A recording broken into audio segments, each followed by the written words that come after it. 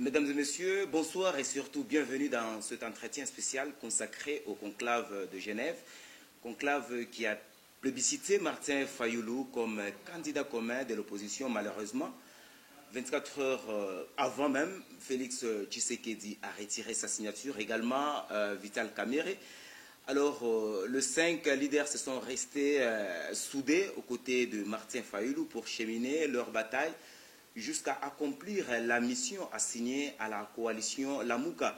Alors, les discussions avaient déjà commencé à partir de Kinshasa, passant par Lusaka, jusqu'en Afrique du Sud. Et en définitive, c'est Genève qui est constituée comme la maternité de cet accord. Alors, pour analyser les contours par rapport à toutes ces questions autour de ce conclave, je reçois le député national Koko Moulongo, avec qui nous allons essayer d'analyser par rapport à la question de savoir qui a trahi, qui a sauvé le Congo, qui joue le jeu de traître. Alors, je crois qu'autour ou au courant de cet entretien, vous aurez le détail. Alors, honorable Koko, merci d'avoir répondu à notre invitation. C'est l'UDPS qui vous remercie. Voilà.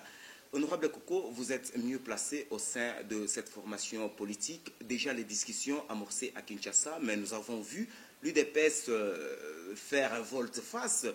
Contrairement à ses pairs de l'opposition, l'UDPS a accepté d'aller aux élections avec ou sans machine à voter. Est-ce que pouvez-vous nous expliquer le pourquoi d'abord l'UDPS a changé directement sa position? Oui, l'UDPS a connu des mauvaises expériences durant les années antérieures, vous le savez très bien. Nous allons commencer avec l'époque de 1+4, et vous savez qui exactement nous a remplacés dans 1+4, alors qu'on avait des accords avec nos alliés. Encore une fois, les alliés nous ont tourné le dos, comme d'habitude. Nous sommes allés en 2006, Jean-Pierre Bemba, avec qui nous nous sommes entendus pour éviter d'aller à ces élections, de boycotter les élections. Rappelez-vous que nous avions fait un message à travers notre président du parti, le président Étienne Tshisekedi, paix à son âme. Nous avions refusé d'aller s'enrôler parce qu'il a demandé à ce qu'on ne s'enrôle pas. Malheureusement, encore une fois, un allié nous a tourné le dos. Tard dans la nuit, ils ont été aux élections. Donc nous avions connu 2 fois la politique de la chaise vide, et en 2011, comme vous le savez, pour rentrer un peu sur le phénomène Martin Fayoulou, pour qui j'avais beaucoup de respect, lorsque le président Tshisekedi nous a demandé de ne pas aller siéger au Parlement, rappelez-vous que Martin Fayoulou avait répondu que lui, il est obligé d'aller siéger parce que la base, parce que ici, c'est le mot base qui fait grand succès, où tout le monde aujourd'hui a le mot base dans sa bouche. C'est encore une fois Martin Fayoulou qui avait fait confiance en sa base en allant siéger. Donc si je comprends bien, honorable Koko, malgré vous persistez dans ces négociations, vous vous sentez déjà lésé et vous saviez que vos pairs n'avaient pas confiance en vous et qu'il a fallu faire chemin solitaire. Oui, Arnold, il faut d'abord rentrer sur qui était exactement à Genève. En ce moment-là, vous comprendrez que les cartes étaient déjà mal placées. De quelle manière? De quelle manière? Sur le plan géopolitique, nous étions perdants malheureusement. Nous sommes invités et nous arrivons, nous trouvons qu'il y a déjà 3 éléments qui sont d'un côté tribal. Donc, quelque part, Fayoulou était très avantagé par rapport à Félix Tshisekedi, et qui, Fayoulou lui-même, était candidat et électeur. Il avait déjà 3 voix avec Matungulu et Mouzito. Et sachant que M. Mbemba, qui n'a jamais été avec nous, et allait certainement être pour Fayoulou. Donc c'était une comédie bien préparée, un théâtre bien préparé bien avant. Et le fait d'inviter le président Félix Tshisekedi, c'était juste pour crédibiliser ses assises. Malheureusement, le président ayant fait confiance à ses alliés, une fois de plus, l'UDPS a toujours fait confiance à ses alliés et l'UDPS a toujours été poignardé dans le dos et c'est arrivé encore une fois la 3e ou la 4e fois. Vous avez parlé d'un élément tribal déjà qui faisait apparaître au sein de ces négociations, notamment Fayoulou, Mouzito, ainsi que Matungulu qui pouvaient jouer. Donc Félix allait à ces négociations sachant qu'il était déjà perdant. Oui, c'est ce que je suis en train de dire. Félix a fait confiance en ses alliés. Il était dit qu'un consensus, normalement, à travers les votes, ça signifie, nous acceptons que c'est vous qui allez être président, mais passons par des votes pour que, juste pour la forme, pour qu'on vous fasse passer de manière formelle, officielle, mais il faut que vous soyez à ces assises-là. Et qui était président par consensus au départ? Mais bien sûr que tout le monde, au début, c'était Félix Tshisekedi. C'était Félix Tshisekedi. Quand vous allez dans les réseaux sociaux et vous allez dans les discussions qu'il y a eu entre eux, et Wanga, par exemple, plusieurs fois au micro de Télé 50, RTNC et tous les autres médias de la place à Kinshasa, mais il a dit, on préfère encore travailler avec un président qu'on connaît mieux parce qu'on a eu à travailler avec lui dans le rassemblement. Celui qu'on connaît le mieux, c'est Félix Tshisekedi, on préfère travailler avec lui. Il n'était pas le seul à le dire. Beaucoup d'entre eux l'ont dit. Ça signifie, je parle de ceux qui sont de l'entourage du président Moïse Katumbi Chapwe. Donc, ça nous a inspiré confiance. Ça nous a inspiré confiance dans le sens où, aussi, il faut reconnaître que nous sommes le seul parti qui n'a jamais travaillé avec le pouvoir de Kabila, et nous sommes le seul parti sur lequel beaucoup d'entre eux, les frustrés de Kabila qui ont quitté Kabila pour venir se faire reconnaître comme opposants, se sont appuyés, se lier à l'UDPS pour être acceptés comme opposants. Donc, à travers toutes ces actions, l'UDPS leur a fait confiance parce que l'UDPS a eu à les aider. Donc, nous allons dans un sens de consensus. Quoique, derrière ces consensus, il y aurait des votes organisés, mais c'était déjà au début un consensus. Honorable, alors, nous avons fait confiance, on nous a poignardé dans le dos. C'est pourquoi j'ai dit ceci. Je vais sortir quelque chose là maintenant, peut-être vous n'étiez pas au courant, je le dirai, parce qu'il faut que tout le monde le sache, qu'il y avait une réunion le 31 octobre à Lubumbashi, à la résidence du président Kyungwa Kumwanza, pour qui j'ai beaucoup de respect, où 2 noms étaient déjà cités dans la base ensemble pour dire que voilà, nous allons vous présenter les 2 noms que Bruxelles nous a envoyés. Quand on parle de Bruxelles, donc on parle de Moïse Katumbi. Alors, 2 noms étaient présentés dans cette réunion-là. C'était Kamere, que tout le monde a rejeté, et en plus, ensuite, c'était Fayoulou. Donc, le nom était déjà connu. Il n'y avait pas de Félix Tshisekedi. C'était déjà un théâtre orchestré, bien organisé, sauf qu'il fallait inviter le président Félix Tshisekedi, encore une fois, pour crédibiliser les assises. Donc si je comprends bien, honorable Koko, l'espoir de l'UDPS, c'était que Félix Tshisekedi soit désigné comme candidat commun. Bien sûr. C'est pas seulement l'UDPS qui a... Et pourquoi pas concéder pour les autres si, tel que Fayoulou a été désigné aussi comme candidat commun, et l'UDPS aussi puisse accompagner Fayoulou jusqu'à la victoire. Rappelez-vous, lorsqu'on a commencé en premier temps à parler des critères pour être président, pour être reconnu comme président commun pour cette opposition, rappelez-vous qu'on parlait du poids politique. Je crois que c'est un des plus grands critères, et c'est ce qui est logique en politique. Regardez ce que l'UDPS a sorti comme député en 2011, 42 députés. Regardez ce que les CID a sorti comme députés, 2 députés, 3 députés, un a été invalidé, ils sont restés à 2, et le deuxième s'est invalidé lui-même, qui était Martin Fayoulou. 3 députés. C'est minime par rapport à 42 députés. Regardez l'histoire de l'UDPS dans ce Congo, regardez l'histoire de l'ECD. Regardez qu'est-ce que l'UDPS a fait comme marche pour libérer ce pays. Qui est celui qui a mis le président Mobutu au bord du gouffre? Et la politique est dynamique. Je crois que l'UDPS a lutté à son temps, et au jour d'aujourd'hui, l'UDPS avec sa base pouvait nécessairement accompagner Martin Fayoulou. Je crois qu'une certaine reconnaissance de conscience politique était importante pour respecter le peuple congolais par rapport au travail que l'UDPS a eu à faire pour ce pays. Et ce qui s'est parlé entre... Il y a eu des accords, Peut-être qu'on peut parler que c'était verbal, mais attention, entre eux, s'ils l'ont fait venir, c'est parce qu'ils lui ont dit qu'il passait président. La base a accepté à ce que le président se rende à Genève, parce que le président a dit « Soyez calme, c'est moi qui passais ». Alors, il a fait confiance. Vous faites confiance à vos alliés. Vous arrivez dans un lieu où les alliés, non seulement les alliés, mais les alliés se lient à la fondation même pour vous faire signer des documents, tout en vous faisant croire que c'est vous qui allez passer. Et donc, ils ont signé, pour mieux comprendre, ils ont signé ce document en amont, avant même de passer au consensus, avant même de dégager le candidat commun. Mais c'est ça le piège. Arnold, c'est ça le piège. Et donc, Félix était sûr, c'est lui qui dépêche. Lorsqu'on pêche un poisson, on jette l'hameçon avec un verre de terre. C'est ça le piège. Nous avons mordu au piège, une fois de plus. Mais cette fois, le président a été prudent, après avoir signé, après avoir perdu, malheureusement, je dirais, ces élections théâtrales.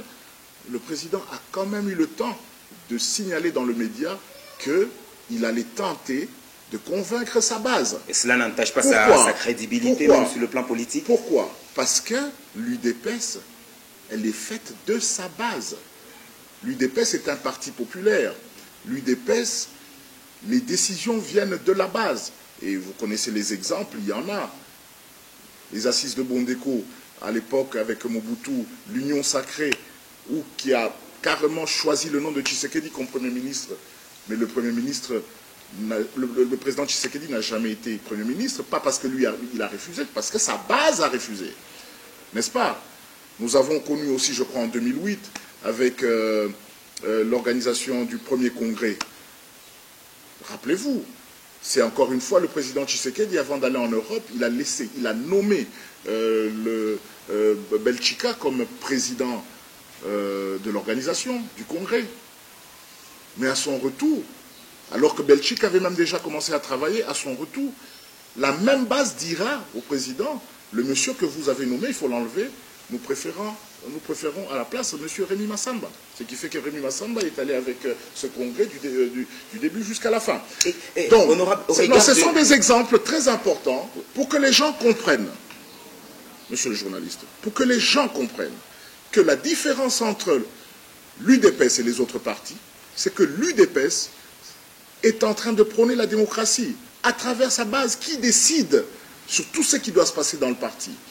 Les chefs proposent, la base décide. Le peuple d'abord.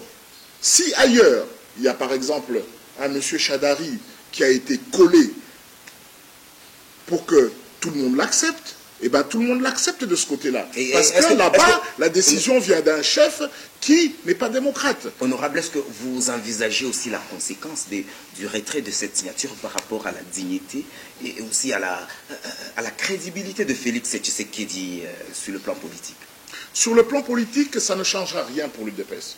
Je n'arrête pas de dire que les gens qui sont venus s'attacher à l'UDPS, je dis bien s'attacher à l'UDPS, et qui vont certainement être déçus par rapport à la situation qu'il y a eu à Genève, ces gens-là n'ont jamais été dans l'UDPS, c'est tout.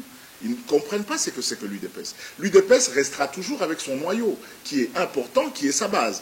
Aujourd'hui, vous avez des gens qui sont venus se lier à l'UDPS pour des intérêts. Ça signifie, et on sent que l'UDPS va certainement prendre le pouvoir bientôt, on vient se faire ami à l'UDPS. Et une fois qu'il y a des petites étincelles comme on en a eu à Genève, voilà qu'il y a des gens qui commencent à quitter l'UDPS. Mais attendez, nous sommes en politique. Vous allez remarquer qu'il y a des gens qui quittent, mais il y a ceux qui sont contents de l'action. Moi, je suis très content ce matin de voir qu'un prix Nobel de la paix comme le docteur Mukwege a donné raison, a félicité l'acte politique posé par le président Félix Tshisekedi. Voilà, ça nous encourage. Il n'est pas de l'UDPS, mais déjà nous avons l'âme UDPS qu'on vient de remporter. Avec mon père, aujourd'hui, l'UDPS veut faire chemin solitaire. Vous avez vu la déclaration bientôt du collectif de candidats à président qui pourrait accompagner Martin Fayulu, et l'UDPS seul. Ce n'est pas un jeu de trahison pour le peuple, honorable. Non, mes chers amis, ce n'est pas un jeu de trahison. Je répète encore une fois, l'UDPS a toujours été seul. Donc ça ne change rien. Si nous perdons l'Équateur, c'est que nous ne l'avons jamais gagné avant. Si nous perdons le Bandundu, c'est que nous ne l'avons jamais eu avant. Rien n'a changé. On a toujours eu ce qu'on a toujours eu. Une moitié du Katanga, une moitié de l'Est, tout le Kasaï et évidemment tout le Bas-Congo. Ça ne va rien changer sur le passé. Ce qui va arriver aujourd'hui, c'est ce qui est arrivé en 2011 avec un G7 qui était du côté de Kabila. Donc ça ne change rien. Cela ne vous embrouille pas. Ça ne change rien. Au contraire, ouais. Arnold, au contraire, ouais. c'est la majorité qui vient d'être divisée. De quelle manière? De quelle manière? Le G7 n'est plus avec la majorité. Le G7 était avec Kabila en 2011. Et le G7 n'était pas avec nous. Donc il est resté là où il était. Sauf que la majorité vient de perdre le G7. Et nous, on n'a pas gagné le G7. Le G7 est allé là où il veut. Et pensez-vous que l'UDPS... Donc, quelque part, ouais, nous n'avons rien gagné. Celui qui a perdu, c'est la majorité. Et nous remercions le G7 d'avoir quitté la majorité et d'aller seul. Mais de grâce, de grâce. Maintenant qu'on a compris que le G7, c'est un phénomène qui poignarde dans le dos, de la même façon, ils ont eu à poignarder M. Kabila, mais maintenant c'est nous qu'on vient poignarder. Mais c'était votre partenaire aussi privilégié. Je pense que c'était votre partenaire privilégié, honorable Koko. Nous avions toujours respecté nos alliés. Aujourd'hui, voulez-vous nous dire que le G7 vous a trahi? Mais je viens de vous dire que la réunion a eu le 31 octobre et que le candidat était déjà connu. Comment vous allez expliquer cela? Et vous appelez le nôtre pour aller poser sa candidature à Genève. Comment allez-vous expliquer cela? Ça signifie, ça s'appelle tout simplement de la trahison. On se croit rusé, c'est tout. La ruse, elle a marché au niveau de Genève, mais elle n'a pas marché au niveau de la base. C'est ça la force de l'UDPS. Au niveau de la base, ça n'a pas marché. Et ça ne marchera jamais. Pensez-vous que Félix Tshisekedi va garder toujours cette popularité conformément aux résultats du sondage récent de Bercy? Merci beaucoup de me rappeler sur le sondage. Encore un élément qui pouvait pousser nos amis à aller dans un consensus politique admirable, de la même façon que RFI l'a fait, TV5 l'a dit.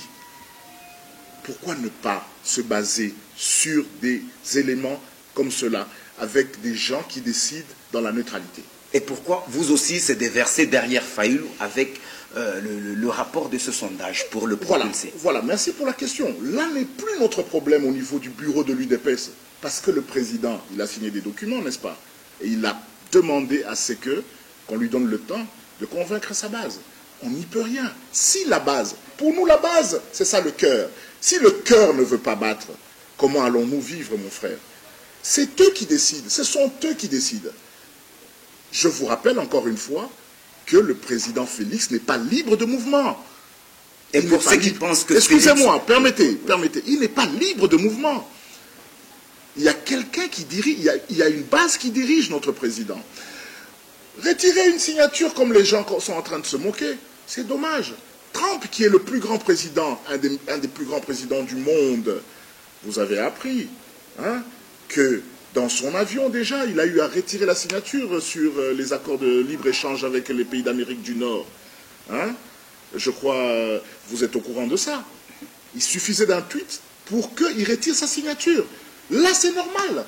Mais lorsque ça arrive au président Félix, on lui demande même d'arrêter la politique. Comment voulez-vous qu'une petite association, la fondation, mais attention, ce n'est pas une association de pays qui vous demande de signer un document et si vous ne respectez pas, vous devez arrêter d'être politicien. C'est une fondation, excusez-moi, c'est une fondation qui vous demande à vous des présidents de grands partis. Mais pourquoi a-t-il posé sa signature si il avait réellement constaté que c'est une petite fondation? Le constat, non. C'est moi qui traite ça de petite fondation. Oui.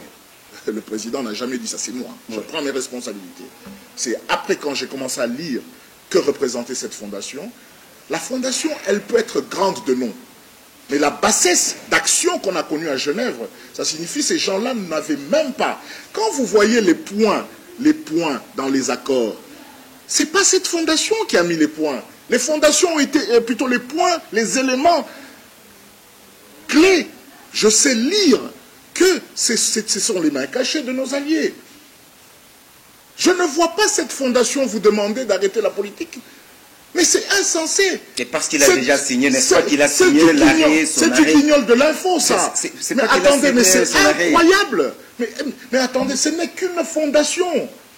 Ce n'est qu'une fondation. Ce n'est pas une association d'autant de pays qui vous appelle et qui vous dit si vous ne respectez pas, alors vous n'êtes plus ceci. Vous arrêtez ceci. Et encore, jamais, jamais, au niveau de la SADC, Au niveau de la SADC, si on doit parler de la SADC, jamais on a dit à un président dans les accords, si vous ne respectez pas tel point, vous devez arrêter la politique. Un peu de respect pour les politiciens congolais. C'est quand même dommage, c'est quand même dommage. Excusez-moi, vous envisagez parce que les élections... C'est quand même dommage. Permettez, monsieur le journaliste. Permettez, monsieur le journaliste. Oui, honorable.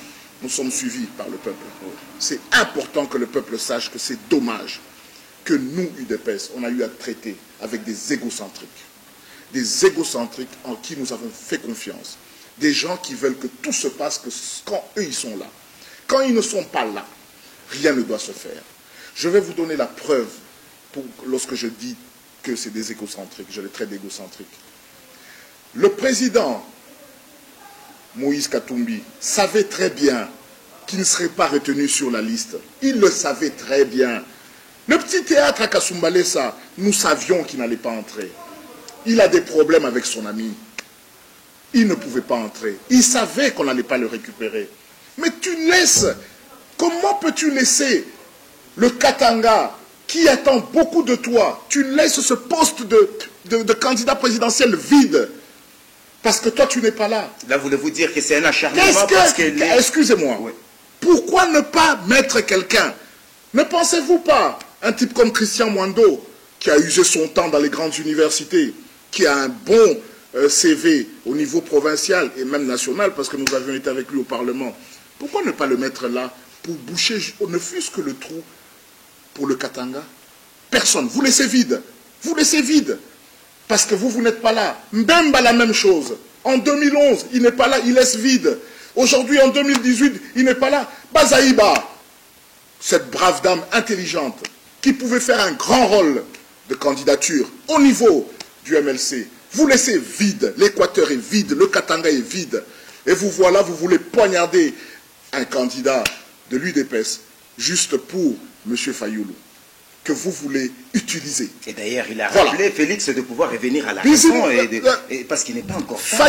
Fayoulou, comme Chadari, ce sont les deux Bizimungu du Rwanda. Ces deux personnes qui seront utilisées, c'est des présidents en carton. Vous connaissez l'histoire de Bizimungu au Rwanda. Lorsqu'il a senti qu'il était président en carton, parce qu'il était Hutu qu'on a utilisé pour bluffer le peuple rwandais et la communauté internationale, lorsqu'il a compris qu'il ne pouvait pas décider, après sa prison, il a démissionné. Chadari ne va jamais diriger ce pays. Fayoulou ne va jamais diriger l'opposition, parce qu'il n'a pas le poids politique pour diriger l'opposition. L'opposition, c'est la majorité de ce peuple qui veut le changement. Il bénéficie déjà de cette majorité, elle est à l'opposition, elle est à l'UDPS. Mais Fayoulou bénéficie déjà d'un poids aussi considérable de grands leaders de l'opposition, à l'occurrence... Monsieur Arnold, mon cuisinier à moi, ma mère, mon chauffeur ne connaissent pas Fayoulou. Mon chauffeur de Kinshasa ne le connaît pas non plus. Il ne suffit pas de mettre une photo sur Facebook parce que vous avez reçu une pierre à la tête et que vous avez gonflé votre tête pour demain se dire que vous êtes chef de l'opposition. Vous êtes chef de l'ECD. Vous êtes chef peut-être de votre circonscription électorale. Je ne sais pas si c'est mot en bas. Oui, mais attention, on a 36 ans de lutte, mon frère. C'est un travail acharné. 36 ans de lutte. Pendant qu'il y a des gens qui font la pub sur les réseaux sociaux avec des têtes gonflées dans une marche dans lesquelles nous, on a perdu autant de personnes. Qu'est-ce que vous pensez des fosses communes de Maluku? Si vous comptez les fosses communes de Maluku, mais vous allez remarquer qu'il y a plus de UDPS. Vous savez que lorsqu'on va dans les marches, on va à 120, à 400, à 500, à 1000, mais lorsqu'on revient, on perd un tiers, quelquefois. Les fosses communes de Maluku, moi j'étais là, on n'est pas tous rentrés. Il y a des gens qu'on ne voit plus. On a les noms, on a les photos. Passez à notre siège. L'UDPS a souffert pour ce pays. Et de cela, l'UDPS ne peut pas céder. Arnold, l'UDPS ne peut jamais céder. Arnold, il ne faut pas dire jamais. Ouais. Il ne faut pas dire jamais. Mais alors, parce que le moment était déjà... Soyons corrects. Manifeste sa Excusez-moi. Soyons corrects avec nous-mêmes. Nous sommes en politique. Vous nous invitez à ces assises. Vous nous dites, voilà, ce que nous voulons. Nous voulons ceci, cela.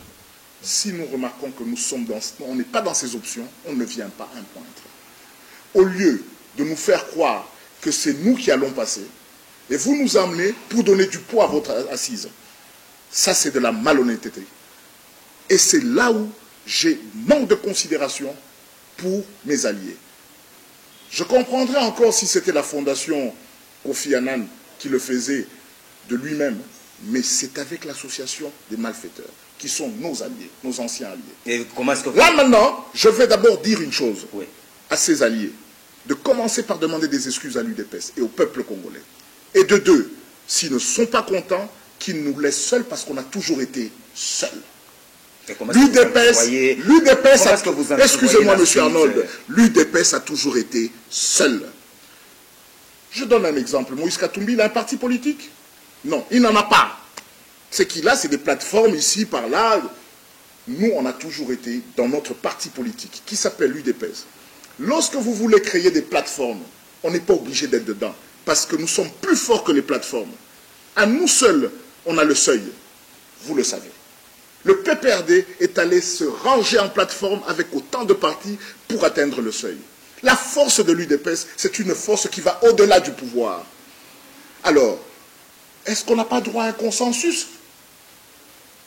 Pourquoi cette méchanceté primaire, ce tribalisme primaire, où vous rangez des gens qui doivent aller se battre avec nous, tout en sachant que vous prenez des poids mouches, Matungulu, pour poser une candidature avec nous? Mais ça a été déjà une coalition au départ. Matungulu n'a pas de base. Matungulu n'a pas de base. l'UDPS avait accepté de faire chemin C'est pourquoi je vous dis. Avec Fayoulou, avec Katumbi et Bemba. Monsieur Arnold, c'est pourquoi je vous dis, en enfant bien éduqué, Monsieur Félix Tshisekedi a juste fait confiance à ses alliés. Et c'est comme ça. Et il a fait confiance de la même façon, M. Joseph Kabila. Son avenir politique. De la même façon, M. Joseph Kabila avait fait confiance à Moïse Katumbi, qui s'est fait poignarder dans le dos. C'est de la même façon que nous avons aussi fait confiance à nos alliés. Voilà. En politique, ça commence par la confiance, et après, si on vous poignarde dans le dos, vous vous séparez. Ce n'est pas parce qu'on nous poignarde dans le dos que nous allons accepter notre signature. Non. Nous retirons notre signature. Et on va pincer nos douleurs, nos plaies. Déjà la campagne, bientôt le 23, c'est les élections. Quel sera l'avenir? Rien ne change pour l'UDPS. De Félix Tshisekedi. Je vous répète ceci. Chemin solitaire, l'UDPS va remporter. Arnold, vous me revenez encore sur les mêmes questions. Vous retournez sur le même point. Je vous répète et j'insiste que l'UDPS a toujours été seul. Le président Kabila en 2011, nous l'avons battu seul avec le G7 chez lui. Si ce n'était pas Ngoï Mulunda qui avait truqué ces élections, eh bien l'UDPS avait gagné. N'eût été le silence du président Étienne Tshisekedi pour mettre les gens dans la rue, je crois que le pays serait aujourd'hui dans le chaos. Il y aurait une révolution. Vous comprenez? C'est pourquoi nous disons ceci. Nous irons aux élections avec ou sans machine à voter. C'est comme dans un match de football, nous sommes au courant que l'arbitre est corrompu, mais ce n'est pas pour cela qu'on va rester à la maison. On va aller. Que la communauté internationale voit comment on a joué et que les supporters voient comment on a joué. Et c'est à vous de juger s'il y a eu corruption ou pas. Honorable Koko Nutando, alors, la fin de notre entretien. Si, donnez-moi 2 minutes. D'accord. C'est important. C'est important pour l'avenir de notre peuple qui comprenne comment il y a plusieurs aventuriers maintenant dans la politique au Congo. Lorsqu'on est commerçant, qu'on reste commerçant. Ok? Aujourd'hui, je dis encore une fois, l'UDPS, citez-moi parmi les leaders politiques que vous avez vus à Genève, un seul qui a quitté le président Kabila par idéologie politique. Citez-moi un seul, si ce n'est pas par frustration. Pourquoi les gens de G7 ne sont pas allés s'allier au MLC, à l'UNC? Tous sont venus vers l'UDPS pour avoir un rassemblement avec l'UDPS. Pourquoi selon vous? Pourquoi les gens profitent de nous? Nous sommes les mains. Nous attirons tout le métal. Voilà, c'est ça la force de l'UDPS. Malheureusement, en dernière minute, ils veulent remplacer l'UDPS. Mais la base ne peut pas accepter ça. La base ne peut pas accepter ça. Voilà, je crois que vous avez compris. La base ne peut pas accepter de perdre 36 ans de lutte. Non, jamais. Impossible. Devant des poids mouches, Matungulu, il ne peut pas être sur table avec nous en train de voter. Qu'est-ce qu'il a comme base? Mais comment notre ami qui était ministre, Premier ministre, Mouzito. Ouais. Qu'est-ce que Mouzito a comme base? Si vous connaissez Mouzit aujourd'hui, c'est grâce à son grand-père ou oncle qu'il a mis là-bas comme Premier ministre. Vous l'aviez connu avant. Quelle base il a pour qu'il se mette avec nous dans ce genre de discussions? Aucune base. Voilà que nous avons discuté avec des gens sans base. Il y a une base.